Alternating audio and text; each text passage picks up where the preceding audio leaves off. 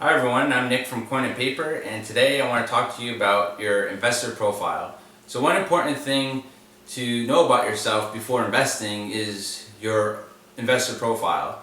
And essentially it's how you feel about investments, and it gives you an idea of what you should know about your financial goals.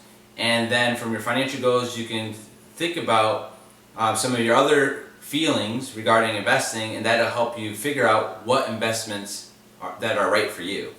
So if we look at this sheet of paper here, so today we're talking about the investor profile. So the first thing is to start off with, what are your financial goals? Okay, everyone has different financial goals and have more than one financial goal. Okay, there's many different financial goals you can have. So some of the more common ones and big ones are buying a home someday. The other one is retiring at some point.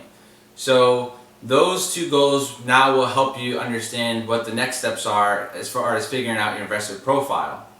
So once you know your goals, the next thing to think about is, what is your time horizon, or how long will it take for you to reach those financial goals. And so for a home, depending on your age, it could be soon. Right? So for a home, it could be maybe the next 5 years. So that's about maybe a good average of when people want to buy a house. And as far as retirement, that, depending on your age, of course, that could be a lot longer, it could be a lot sooner. But let's just say me, around my age, I'm interested in buying a house. Maybe in 5 years is when I'm interested in buying a house. And as far as retirement, I think 25 years sounds about right. So with those two dates in mind, now I'm going to think about, how much risk am I willing to take? So if I'm going to invest money out in the stock market, investing money could be a risky endeavor. So if you put money in stocks, the value of those stocks goes up and down over time. And some stocks are riskier than other ones.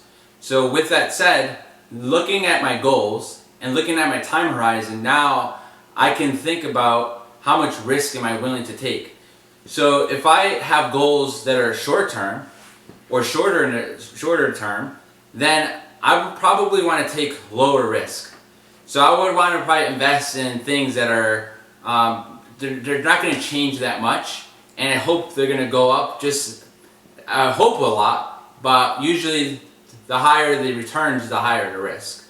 So I want to make sure that the money I put aside is pretty stable, and I want to make sure that it stays there. And I do want to make a little return, but I want to make sure that I preserve it. So with that said, I have lower risk tolerance if I want to buy a home, because I have a shorter time horizon. As far as retirement, since that's a lot longer period from right now, I should be willing to take higher risk. And that's because the fluctuations of stocks, it changes over time. But if we look at the history of stocks, in the long run, they usually go up. So while there's a lot of volatility maybe in the short run, that means a bigger, higher price swings in the short run. In the long run, they tend to go up. So with that said, if I'm saving for retirement, I would be more comfortable with investing in higher risk stocks or securities, which are investments, because by the time I retire, I think it should even off.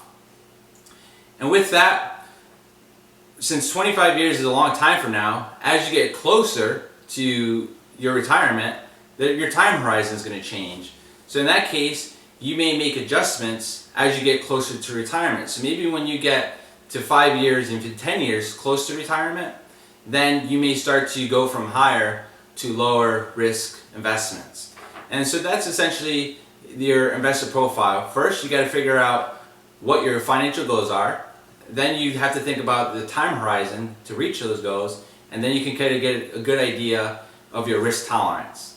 And then from there, we'll talk about at some point the different types of investments you would be interested in depending on what your risk tolerance is. So thank you.